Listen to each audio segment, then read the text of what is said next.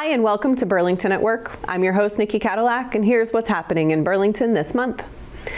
The deadline has passed to return nomination papers for this year's town election on April 11th, and it looks like the ballot will be shaping up with competitive races for school committee and planning board, as well as several town meeting precincts.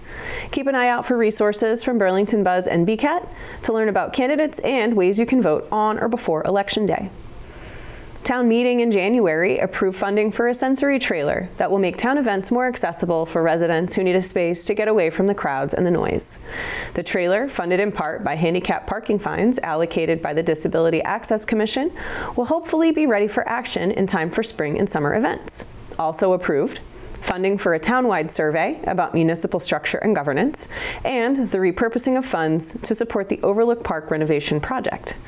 The only article that did not pass would have required a one-year cooling off period before repeat articles could be brought before town meeting. In school news, the 2026-27 Burlington High School Program of Studies was approved by the school committee, along with the district's calendar for next year. The calendar will include an early release day on Good Friday. This move is an attempt to balance the committee's desire for a secular calendar with the reality that school is hard to run when a critical mass of teachers is absent. The Burlington High School Building Committee has begun creating a new statement of interest for the state's school building reimbursement program. The application deadline is in April, but schools won't know until December if they've been invited to participate in the program. So the committee will also be discussing the creation of a staged renovation plan to take care of the school's needs over time in case the application is rejected once again. The Burlington Sculpture Park has put forth its fourth call for artists and is seeking works that incorporate movement, music, and interactive features. 3 sculptures selected by the Public Arts Committee, after being narrowed down by elementary and high school art students, will replace 3 that were released as a part of the 2024 installation. The committee is also looking to raise money to purchase 2 favorite sculptures, Dream Manifesting and Edwin the Hungry Dragon. And finally, happy birthday to the Buzz. Burlington Buzz turned 4 on February 20th, and I'm so happy to have had these last 4 years to work with and for the Burlington community. Here's to the next 4 and beyond. Up next, I talk with some housing experts about the past, present, and future of housing in Burlington. This is Burlington at Work.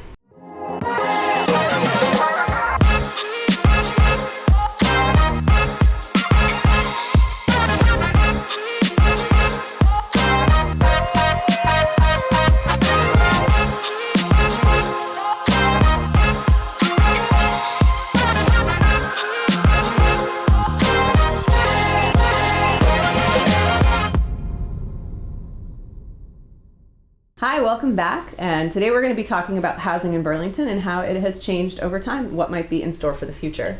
I'm here with Jack Nagel. He's a member of the Burlington Housing Authority, and Ernie Cavino, longtime planning board member, now retired, and Susan Kadilak, who is a real estate broker and a builder in town. Welcome, everybody. Thank you. Thank you. It's great to have you all. So we'll get right down to it. Ernie, I want to go to you first because you've been here for the longest. Let's talk a little bit about what Burlington was like when you got here and sort of what you know about the history of housing in Burlington. Well, when myself and my wife and 2 children moved into town, it was 1974. Okay. And we bought a ranch on Paulson Drive at the time. A lot of Burlington was already built out, although there were some areas still being built up, but there were no huge housing tracts being developed at that time, as far as I recall, anyways. There were 3 multifamily housing developments in town, the Lord Barron Apartments, Hallmark Gardens, and Beacon Village were the only 3 in town at the time. And we looked around, we liked the town. It was at that time, I would say, a middle class community type thing. And that over time has risen quite a bit. I think, we bought that first house for $35,000. $35,000. So Susan will have something to say about that in a minute. And off camera before we started, you talked about your first home, which was $24,000? Correct. And your income that year was what? My income was $8,000. Wow. That was actually an income producing too, because that was a 2-family in Medford at the time. Oh wow, a 2-family for $24,000. Oh, I love it. So this Ernie, we talked a little bit before we started about how Burlington had been built up before you came. So it was an agricultural community. Then the 128 highway was built and the mall was built, and a lot of planning decisions had been made to keep the industrial and commercial area of town sort of around the 128 corridor and keep the rest of the town residential. And you mentioned that was one of the things that attracted you and your wife to come here. Yes, it was one of the things that attracted me, but it's also one of the things probably that kept us from producing a lot of affordable housing, since we only had really two housing districts, single family and multifamily. Oh, interesting. You know, there's no like, you don't see very many 3-family or 2-family houses in town. Yeah. So that middle housing that it's elusive, I feel like, in Burlington. Yeah, it was. It is. Yeah, we'll talk about that a little bit more later, but Susan, I want to go to you, since you've been in the real estate market for 20 plus years. Tell us, how have home prices changed? I mean, home prices have, more than doubled in the last 10 years. Things are more expensive. I think we really saw it through COVID. So even really in the past, 6 or 7 years, we've seen interest rates were super low, prices skyrocketed, the cost of building, the cost of housing, and they haven't gone back down. So now, even though interest rates aren't as high, home prices are still high. So it just, when we talk about Ernie, your first home was 3 times your income. I mean, that would be a dream for someone today. Yeah. It's just, there's just such a gap now between income and housing costs, and it's just getting more and more expensive. Yeah, I mean, and even a 20% down payment for the average home right now is $150,000, right, which is just, I mean, insurmountable obstacle for a lot of people who are in the market. Who do you think is feeling that shift the most right now? I think it's harder for first-time homebuyers to get into the market. People who haven't owned before, just saving up that down payment, being able to afford the monthly payment. And it's also, people who have been in a town and want to stay in a town. Sometimes it's hard to move and stay where they are just because of the pricing. And as Ernie mentioned, there's not a lot of middle housing, right? That's why we see, when a small home is knocked down because of the high price of the land and the high price to build. And because only a single family home is allowed by zoning on these lots, a big home has to be built in order to make it work. So kind of our zoning and the cost of the real estate and the cost of building have led us to these smaller homes being replaced with much larger homes. And there really isn't anything else that they can build, because zoning doesn't allow for smaller density, where maybe you could build 2 smaller homes on a larger lot, but it just doesn't allow for it. So that's where we are. Okay, and so we talk about affordability. That brings in questions about where sort of public housing and subsidized housing sort of fit into the picture. And Jack, you're probably the right person to ask about this. No, thank you. And I think when my perspective on affordable housing, it comes from my experience, which is largely in Arlington. I'm the director of the Housing Authority in Arlington, so my experience with Burlington Housing Authorities as a commissioner, so it's a little bit of different at a different level. Yeah. But public housing, is a really important resource in any community, whether it's Burlington, Arlington, and so on, because of the level of affordability that it provides. It's affordable housing with a capital A. It's based 100% on the individual's income, based off the regulation. Mm-hmm. So if an individual has a loss of income, or if their fixed income changes in any way, their rent is going to reflect that. So it's a type of affordable housing that is really beneficial to elderly or disabled populations, or individuals that have other needs that need that rent structure to change with them as they go. And that this is a kind of a different beast to the lowercase a affordable housing, which is really based on market rates. Is that right? Right, and so in a lot of cases, and we see it in Arlington a lot because we have a nonprofit that isn't our affiliate, but is another. They provide the affordable housing through that kind of a mechanism versus us. And so what they need is they need additional subsidy to make it truly affordable. So that's where, Section 8 vouchers come in, and other types of subsidies are needed to make those 80%, 60% AMI units meet the actual need of the population who's going to live there. So that's the difference between public housing and that, is that public housing doesn't need that additional subsidy. But in reality, there's conversations around that, why it does need additional investment, because historically it hasn't had the level of resources that other programs have, which is impacting its ability to continue into the future. Yeah, and we talked the other day, so Massachusetts is one of the few states that has state public housing. Did I get that right? That's right. There's only 4 states in the United States that have state public housing, and Massachusetts has more than the other 3 combined by a long shot. And it's something that the state invested in. Burlington Housing Authority's public housing portfolio is 100% state, and some of the difficulties with that is the funding for it, because state public housing gets funded at a lesser level for capital needs as well as their operating needs than federal public housing. And that creates additional challenges. They're underfunded as well, but state public housing is even more underfunded, which creates additional challenges and a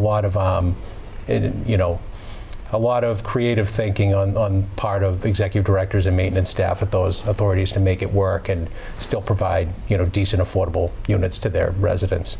Yeah, so now we know that a lot of people are being impacted by the affordability crisis. Susan, would you say that middle income folks are being impacted just as much or nearly as much as people with lower incomes? Oh, definitely. I mean, there's a need, there's kind of a need across, across the spectrum. I think, like I said, those people who are middle income in Massachusetts, it's so expensive. They don't feel they don't feel like middle income, right? Yeah, and how does this shortage affect us socially? I think all of you probably could answer that question, but socially, it definitely has its impacts. Oh yeah, definitely. I actually was thinking about that when we were talking, when you said the subject was going to be housing. Because in 1974, I think my wife was driving a 1964 Chevy 2, with a few rust spots in here and there, and I had an old broken down Jeep, and now you go out there on the roads and basically it's Mercedes, Audis, you can see that everything has stepped up with the price of housing. So, I mean, if you're buying a $1.5 million house, you're probably not driving a broken down blah, blah, blah, and you're probably, instead of middle class, you're either upper middle class or you're whatever the next step is there. Yeah. Can I say something, though, about affordable housing? Yeah, of course. Burlington, to its credit, has tried a few different things. There's a whole bunch of old military housing along South Bedford Street that the federal government basically gave us for $1. And we went in and actually, it was through the planning board and what they called back then the Housing Opportunity Partnership Committee. Went in and rehabbed all those units. They were slab branches, basically, that were military housing for the guys that operated the Nike sites way back in the day. Yeah. And we sold. Those were sold to first-time buyers, affordable first-time buyers, and there were supposed to be, and there are now finally, I guess, deed restrictions so that when they turn over, they can only turn over at a certain percentage of market value. Yeah. So we did, although these are small things, there are only 25 units there maybe. Sure. And also the condominiums behind the Marion Tavern. Yep. I was going to mention that, the Grandview Commons. Grandview Commons, and we actually consciously leveraged or directed that towards people who were living in Burlington and wanted to stay in Burlington. And that made us actually take it out of our 10% affordable housing. So it doesn't really count in the state's number, okay, because it's community driven and it has different asset levels and whatever. I see. So we have tried. It's just such an enormous problem. Yeah. That you're only taking little bits out at a time. Right, and we're talking about home ownership, we're talking about renting, we're talking about, people in all different points in their life, right? You have seniors whose families have moved out, they're ready to downsize and looking for somewhere. Maybe Grandview Commons might be a good place for them. You're talking about people who are just starting their lives, maybe folks who grew up in Burlington, went to college, got married, want to come back and raise their family here. And it's hard for everyone. Yep. What about, I'm thinking about who are the traditional middle income folks, right? The people who are essential workers who keep us, and even lower middle income folks who keep the town running, right? We've got teachers. Jack, why don't you say a little bit more about that? We talked about this the other day. Yeah, and we get that, across the board. It's like people, again, talking about Arlington, even though we're in Burlington, right? So I work in Arlington. A lot of the police officers I work with in Arlington, they live in Woburn and Burlington and Billerica. It's like nobody can afford to live in the communities that they're working in. And I think that's probably, because when we bought in Burlington, it was almost 10 years ago, and it was, just affordable enough where we were able to make it work, at that time. And we likely wouldn't be able to afford to buy a house here today. So it's just the same house you couldn't buy today. Yeah. So it's just, so it just pushes everybody further out from the places that they work, whether it's being pushed further south or north or west. And the people we count on in the community, whether it's public servants or people who work in local food markets or whatever, they're just having difficulty being able to live in the communities that they work in. Yeah. And so did you have anything to add there, Susan? No, I was just going to bring up that the state, because we have local zoning, and there's a lot of, I'm sure you've heard of the NIMBYism, it's very difficult to change zoning. So the state has actually done a few things recently. One is the new MBTA zoning overlay district, and then the other is the new ADU law, which is great, because before that, there was really kind of a patchwork of every single town you went to had different rules and different restrictions, and now it's just blanket rules for the entire state that you have the right to have an accessory dwelling unit on your property. So that, that the state is hoping will create more market rate housing that is a smaller housing unit. So more of that, if someone's, just starting out trying to save money, that we have maybe that they can rent in the town that they want to live in, or maybe they can live in the town they want to live in, whether it's multi-generational or whether it's someone trying to buy in Burlington, but maybe needs, just like you bought your first home was a multifamily in Medford, maybe they need that rental income to make it work. So things like that, I think, will help. Like you said, it's such a big problem, but something like that is a great opportunity for someone who wants to be in a community or stay in a community. That can also create another opportunity for someone. Yeah, and we do have our first approved MBTA communities development that is going to, I'm going to call it like behind Staples, right? Middlesex Turnpike across from the Archer Hotel. Yeah. That is in development right now. They've signed a development agreement with the Select Board. It's been approved by town meeting. 157 units with some community benefit, which will, I think, there's been a lot of talk. I know I'm not everybody's as nerdy as me, I know, and doesn't watch all of the planning board meetings and the like, but when people have been talking for ages about having more housing on that side of town, because that's where people are working on that side of town. You've got Wegmans there, you've got all of the technology companies, you've got the mall, you've got hundreds of businesses over there that people could be working at. Let's see, if I'm thinking about let's say a ranch that is for sale. I'm going right to you, Susan. Okay. A ranch that's for sale. Let's say it's for sale. It's $650,000. Let's just, I don't know, maybe $750. Let's say $750. That's kind of the median that we're at right now. Yep. Why is that ranch so often demolished? And so you mentioned why the bigger building has to be built if the building's knocked down. But why is that building knocked down so frequently to begin with? Does that make sense as a question? Yeah. So if you think about a buyer who has a $750,000 budget in the marketplace, they can probably go to another town and get a home that's in better condition, that doesn't need to be completely renovated. So when they're walking into a $750,000 home and it needs to be completely renovated, the cost to renovate a lot of times puts that out of reach, which is why a lot of times if it's a good buildable lot, a builder will buy it, because just the numbers just don't make sense. If a builder were to purchase that home and renovate it with our energy, like gut renovation with our energy codes, the cost to renovate that would be more than what the house is worth. So that's often why that happens. Okay, yeah.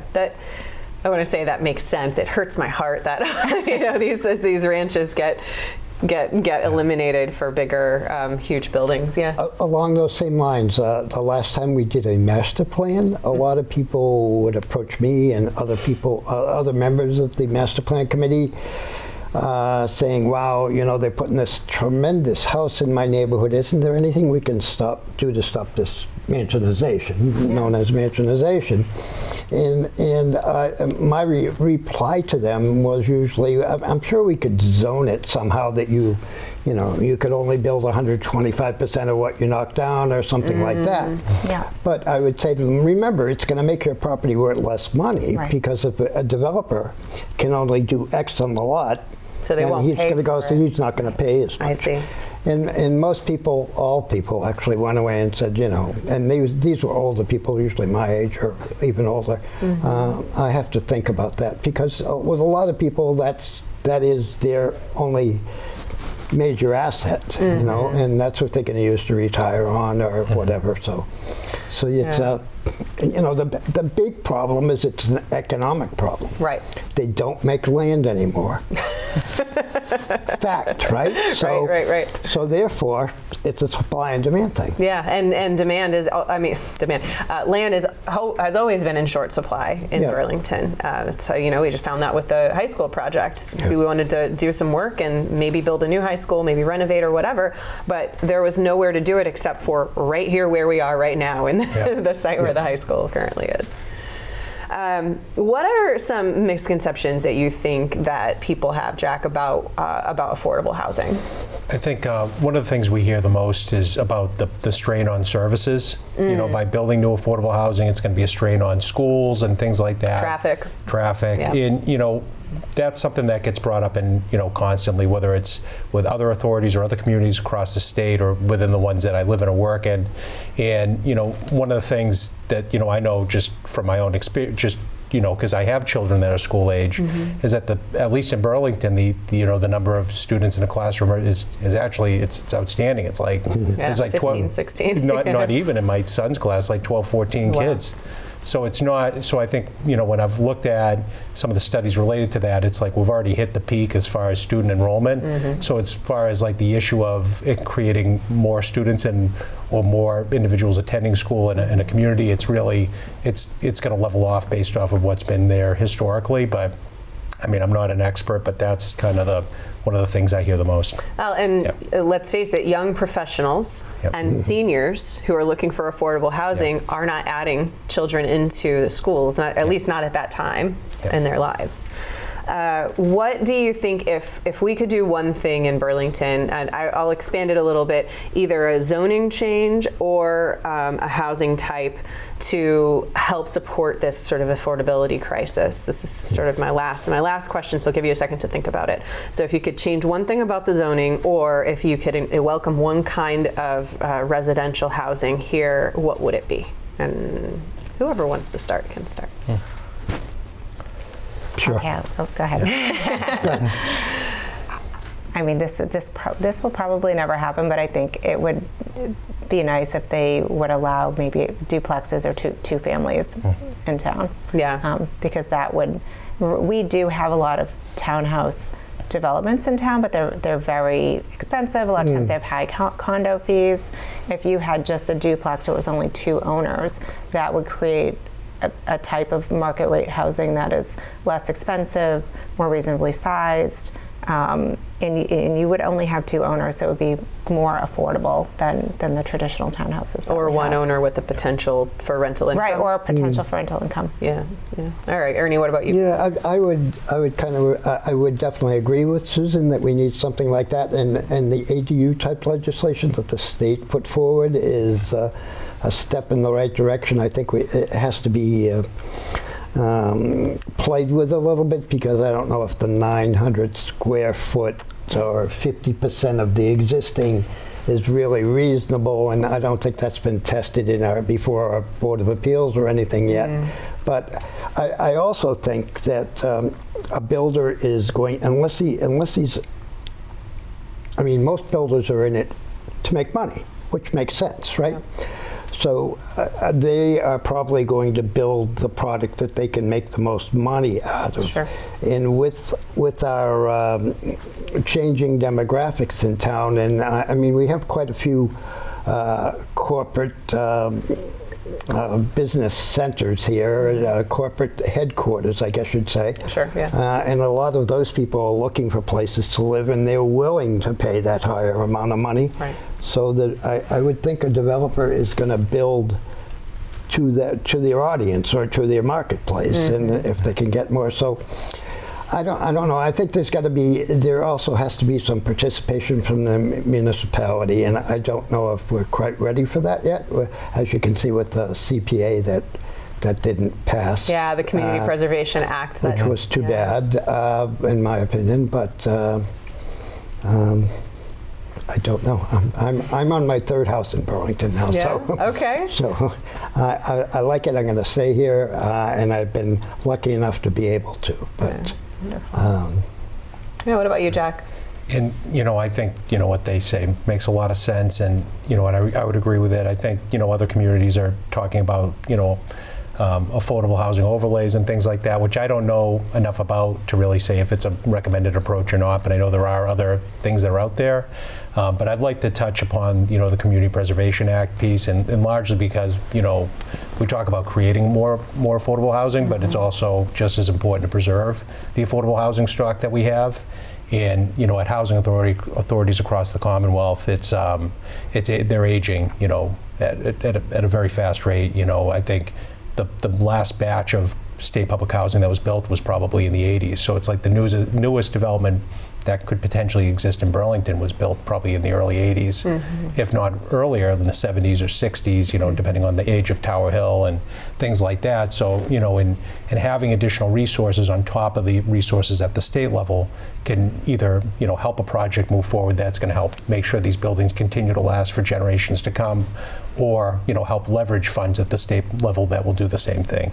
Because there's a lot of different grants and resources at the state level that exist for public housing authorities, but only if you have those local funds to kick in. And right now, Burlington just doesn't have that level of those grant funds that I'm aware of to help with some of those requests. Yeah, and the CPA. Yep. And CPA could have supported that. CPA is a qualifying resource. Yeah. Well, I thank you all for being here with us today. It's been a really, really nice conversation, and I hope people take away from this just the complexity of what housing is in Burlington, and look ahead to what is on the horizon in the future. Next up, a few quick facts about Burlington housing over the years.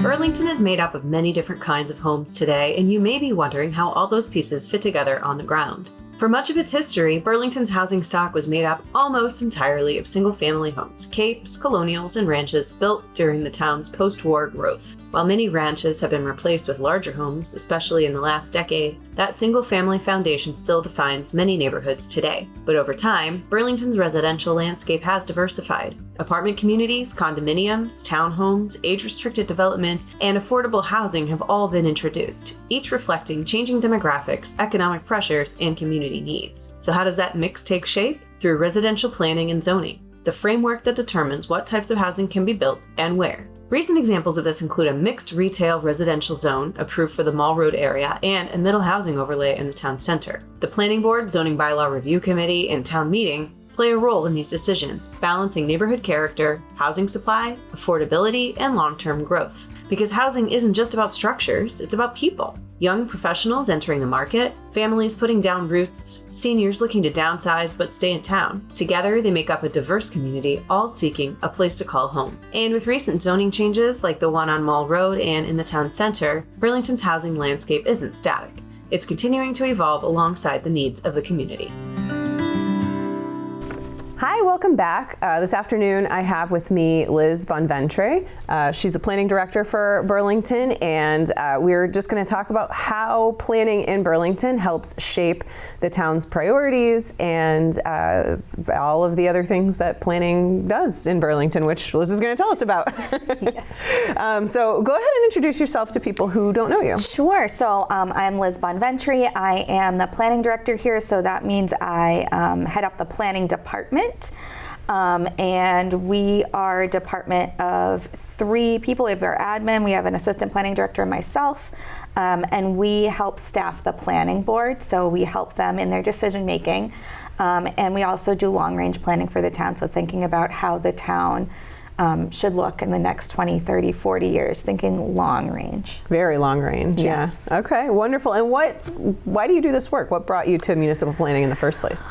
Well, I liked playing SimCity as a child. All right. And so, that was a video game in the 90s about, building cities and how different, where they put the school and the library and how that affected the town. Huh. And then I went to college and I studied political science and geography. And the natural kind of consequence of that is that the field of planning is really politics and geography. Yeah. Wow. All right. So it almost like coalesced for you. Yes, absolutely. Yeah. I've always been, as a child, I've always been thinking about, how did this get built here? Why is this here? Where did this come from? What is the story behind this? How is this a place? And so I've always been really interested in that aspect of the world. And I think that's actually what drew me to planning, because it's what I like to do. And so here I am. It's a natural fit. Yeah. Wonderful. Well, so you lead the planning department, and there are some people who sort of hear about planning, but really don't get a sense for who you are or what you do unless there's a project next door or across the street or whatever. So just for the folks who aren't familiar, what is it that the planning department does in Burlington, and how is that similar or different to what planning departments do in other towns? So I would just say that if that is you, you're not alone, because most people just generally don't understand what the field of planning is. So we get that question a lot. But generally what we do in Burlington is we look at applications that come before us. So that means new development, so new building. Commercial areas only. We really don't look at residential areas, generally speaking. Okay. Additions to new square footage within those within developments. We do special permits. So if there's a use in a building that needs a special permit, we need to make sure that it fits, or that it could cause issues with the surrounding uses. We want to make sure that it's going to be run the right way. We do that. We also do any bylaw changes to the zoning bylaw. So we go to town meeting. You'll see me at town meeting sometimes. And then again, long range planning. So what's the master plan? What does the town want to see happen in the next 20, 30, 40 years? But the bread and butter is really permitting, site plan review. So with the exterior of sites, we look at traffic, we look at circulation, we look at parking, we look at engineering. So we kind of bring all those disciplines together to look to make sure that we can get the best development out of developers for residents of Burlington. Okay, wonderful. And is that kind of similar to the way planning departments function in other towns and cities? Municipal planning departments, yes. Usually that, as in Massachusetts, generally that's how planning departments function. Great. And so you are the director. You mentioned that there's a staff of 2 other folks in there. What is your day-to-day look like? How much are you out in the field? How much are you sitting at your desk? How much are you making phone calls? How much are you doing things like this? So, I feel like I've kind of done it all. I started out as the assistant planner, and I was the senior planner, and now I'm the planning director. So I've seen it all. At this point, I've kind of left a lot of the permitting aspects to my really capable colleague, Caleb Zimmerman, who's the assistant planning director. He's wonderful, super capable, and he does kind of the everyday permitting, you know, talking to developers, making sure everything fits in the zoning bylaw, you know, gathering information, all that stuff. I help out with larger projects. So, for example, when the district was pre-permitting like 3 life science buildings, it's a big permitting process. That's where I kind of dig in. But a lot of kind of administrative stuff. I just finished doing the budget. Yay, budget season. I know, it's so fun. I review a lot of decisions that we write. So the planning board will approve a project, and then as us planners, we write a decision based on that. So based on their comments, the planning board will say, okay, well, your site plan doesn't have a sidewalk, but we want you to have a sidewalk. And so our decision will say, you need to build a sidewalk. And so we do that after the fact. What else? I'm always, because of our town meeting season, I'm always, you know, shepherding through zoning bylaw amendments, whether that's bylaw amendments the board is doing or outside, you know, developers are doing, or, you know, zoning bylaw review committee, people in town are doing. So a lot of kind of administrative work. And those bylaw changes have to go before town meeting, and then town meeting meets January, May, and September to sort of look and see, do we want to allow this or not? And what people who've lived here a long time may not realize is most towns have one regular town meeting and a second special in the fall, winter. We have 3. So the town meeting cycle here it's intense. Yeah, and it never really stops. Never By the time one's over, then the deadlines are one. coming for the next one. Which I will say, it's challenging, but it also means that this town can be a lot more agile than other communities, and I think that has served us well, especially with our business community, right? And so, just something, you know, give and take, right? Yeah, for sure. And so you mentioned the planning board. There is a planning department, and then there's a planning board, and you were appointed by the planning board. Am I saying that right? So I am I'm an employee of the planning board. They are a separate elected board, just like kind of the select board hires the town administrator, you know, and I believe that the Board of Health also hires their staff. The planning board hires professional planners to help them. So I was hired by the planning board. Great. And what is the distinction between the planning board and the planning department? So we are planning professionals, and they are elected officials, and it is our job to, you know, provide advice and guidance, and you know, make sure that everything's within the law, within the bylaw. We're experts on all of that in the planning world, making sure that they are not voting on things that they shouldn't be, making sure that people aren't bringing things to them that they shouldn't be. So we really advise them, you know, with our expertise in planning, you know, and their job, you know, they are elected by residents, and so they know, you know, the wants and needs of residents, and so that's their job to really take our advice and our kind of comments, expertise into account, and their own understanding of residents' wants, and that's how they make their decisions. Every vote that they take at planning board meetings, professional staff, we provide our guidance and comments and kind of advice. This is kind of what you should be thinking about. Here's other things, and then they kind of balance that with what they think the residents want and need. And usually we're pretty aligned. Like there are some things that, you know, like any professional, like there's give and take there. But, you know, I'm really happy with the board, and we work really well together, honestly. And I think it's a really good relationship.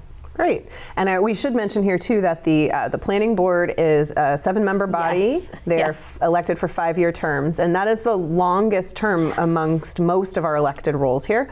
And really the reason for that is to make sure that there is continuity on the board. And because there's such a steep learning curve, there's so many things involved in town planning, whether it's, you know, permitting and regulations or parking or whatever, there's so many things. So I just thought that was important to mention as well. So those elected officials are serving for a pretty long time. And it's a heavy lift. Like, they are not slouches. I send them a lot of emails. Not because I want to, bombard them, but because I really want them to be prepared so that when they are, presented with a plan, they can feel like they're fully informed and comfortable and kind of know the ins and outs of it. Yeah. So we had talked a little bit about business development. What is the sort of journey? So if I'm a business owner or a developer who wants to put my business here in Burlington, where do I start? What happens next? And how do I get to the full, now I'm built out and running my business? So if you, let's pretend you're opening a hotel, because, businesses can go in and out of existing buildings, but to get the full picture, let's pretend, you're building from scratch. Okay. So you're building a hotel in Burlington. Usually we'll either hear from the developer's attorney, engineer, or the developer themselves, and they reach out to us, just email saying, hey, we're interested in this. Can you give us any information on kind of how things work? Is this doable? And we had kind of have a pre-application meeting with them. And that's the department that does that. Yes, yep. Yes. People generally know to reach out to the planning department first, especially if they're building something. And we will talk to them about, we work with them to make their application and their plan the best that it can be. We get them to a place where they adhere to all the zoning bylaws. So don't apply if you're not baseline adhering to our bylaws. So we review it for that.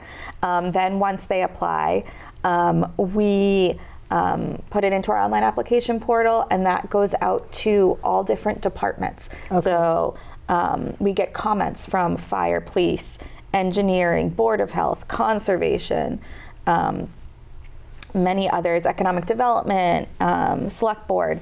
And they provide us comments. They review these plans and provide us with comments. We take those comments, synthesize them. A lot of them go into our decision.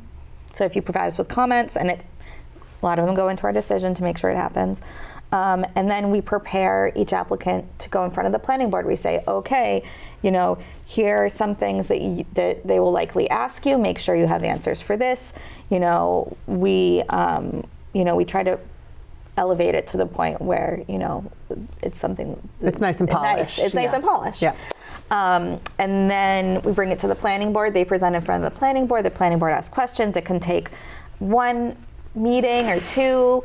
Honestly, since I've taken off, within the past 5 years, it's rare that we have applications that go beyond 2 meetings. We don't deny things. If there's something that's going to come to town that I know is going to be this is not going to fly with anybody, I would rather be upfront with them before, accepting their application fee and dragging them through the process, right? Yeah. So I make sure that everything's smooth, and then planning board asks them questions, a couple of meetings. They resolve things, so we might open and they might have to go to conservation or Board of Health to make sure that stormwater works and that what they're doing inside is all set. And then the planning board makes a decision, and they vote. And then after the meeting, the week after, staff will write a decision. You need to update the site plan to do this. The planning board wants that. And they're usually things like lighting conditions, like make sure that your light doesn't shine onto your neighbors. And make sure that the sidewalk is 5 feet, and we want vertical granite curbing instead of bituminous curbing because it gets scraped up with the plows and it looks terrible after things like that. And then then they can go to the building department and get a building permit. Okay. And that's then the rest is history. That's right? how the sausage gets made. All right, I love it. And so you mentioned earlier, getting comments from all of those different places. So we've got to balance so many things, right? Oh, yeah. We've got to balance conservation concerns, water drainage, Stormwater. We're full of wetlands over here. You got making sure the fire trucks can turn into the site, like all these things we have. And so, there's a lot that goes into it, and we make sure we kind of coalesce everybody and make sure it's a solid package before bringing it to the board. Great. And one of the other things that we talk about a lot in Burlington, just in general, we hear conversations about housing all the time. And our roundtable just before this was about housing and affordability and different types of housing that's available. What would you say the role is for the planning department and the planning board in sort of shaping the housing availability for the future? So it depends upon what's coming in. So right now, we do have a warrant article to go to town meeting to put housing up on Summit Drive by Millipore. Generally speaking, I work with developers. Right now, there are places that housing could go in, but it's really been working with specific developers who are coming in to do housing. And a lot of the time, is it developers that already have land here and they sort of are trying to repurpose it, like generally speaking, yes. Yes, I would say that is the case. Yeah. Because there's no free land over here. Yeah, no. If you don't already own it, and then also the free land that exists it's usually wet. It's usually not buildable. So we're kind of built out. So that's why we're seeing more redevelopment than development. And that's why, we're trying to build on parking lots as opposed, right? But housing in Burlington, it's a lot. So when I first started here, the Tremont and the Huntington at 3rd Ave were kind of the first housing built in the commercial area. Okay. And that was a big deal. And from then we've seen, town meeting kind of change that a little bit. MBTA communities got passed, which I am so proud of this town for doing. And, Norblum came in, brought theirs. And this is the multifamily that's going to go kind of behind Staples across the street from the Archer on Middlesex Turnpike. I've been working with middle housing in the town center, so that's housing that is kind of smaller in scale, not huge multifamilies, so under 50 units integrated with the commercial district. So housing is tough, but I think I'm actually really proud of how this town has developed housing. We have 1/3 of our housing is multifamily in this town. Oh, interesting. Which that's a big difference from even 10 years ago. Yeah, and it's a lot of other towns don't really do that or have that. There's not that statistic there. We're above our 10% affordable, so we meet the requirements of 40B, and so we can be a little bit more picky and like where developments go, which I think is key. And I think it was really, really proactive on the part of the select board when they did the housing at 20 Corporate Drive, when they did that housing, because they knew that we needed to keep above our 10%. And I think that generally that's it's a quiet, nobody notices it, right? And so it's strategic. And so I think that's how I view housing in Burlington, is it's strategic. So when we did MBTA communities, that kind of triangle of land between Meadow Road and Middlesex Turnpike, they're kind of single-story, older office buildings, not really getting the rent. They're right across the street from this bustling district. You can walk to the mall. So it's a great spot for redevelopment in housing. So we knew that, town meeting kind of agreed that that was a spot. 20 Corporate, that's a spot. And also, I guess, town meeting, town center, they realized that after years of having a moratorium on housing in the town center, hey, we can really make this, we can incentivize housing to really make town center look and feel the way we want it. Right, right. Yeah, and I think we talked about in the roundtable as well, just the idea that in multifamily housing makes it possible for folks who are working here to actually live here. So the people, the teachers and the firefighters and the police officers and the folks that sort of keep the wheels on the bus for the town actually have a place to call home within the town. Right, yeah. And even quote unquote affordable housing, it's not really affordable. Right, because it's based on market rate. It's based on market rate, so it's 80% of the area median income. So if you are a single person and you're making $90,000 a year or less, you can qualify for affordable housing. Right. Which just goes to show kind of where the market is here. Right. And so when you say affordable housing, it's not really that. It's like middle. Right. It's not. Right. It's not super affordable. Yeah, no, that makes a lot of sense. We're coming to a close here. I would love to ask you, what is a misconception that you often see with either the department or the planning board? What comes up that you're like, I would like to correct this? Yes. So I think that there's a misconception that it's hard to get, that the planning board is really tough and it's hard to get through, and that there's kind of a lot of hurdles and takes a long time and it's difficult.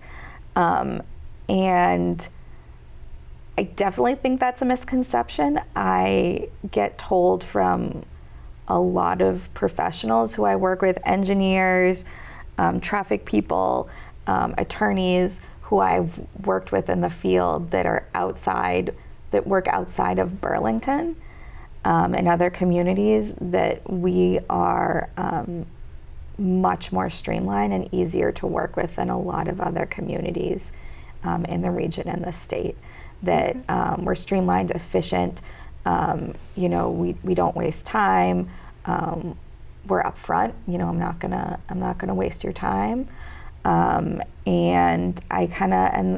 we prepare the board, and the board really is there because they love this town.